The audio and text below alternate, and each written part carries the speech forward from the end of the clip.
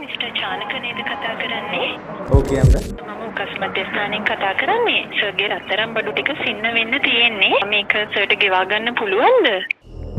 හරි. සත්‍යයක් දෙන්න මං ගෙවන්න. හරි සර්, පුළුවන් තරම් ඉක්මනට ඒක ගෙවා ගන්න බලන්න.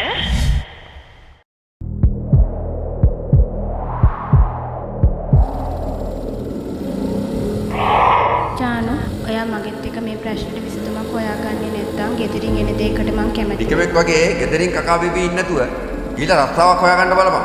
මේ හැමදේම මට කරන්න බෑ. ඉබ්බ රස්සාවක් නැති කරගත්තා.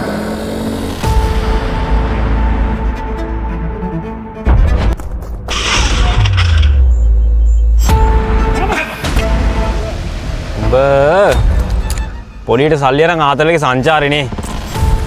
අනේ නෑ අයියේ. පොඩි ප්‍රශ්න ටිකක් වුණා. මං අනිවාර්යෙන් දවස් දෙක තුනකින් මං කොහොමද ඔක් ගෙවලා ඉවර කරනවා. මේ ඔයාගේ වැල් බයිල අපිට අඩන්නේ නැහැ හරිද? ඔයා සල්ලි ගෙවලා බයික් එක අරන් යන්න. සුප් එක සෙට් වුණා විතරයි අයියේ. දැන් මොනවද කියන්නේ? බලන්න.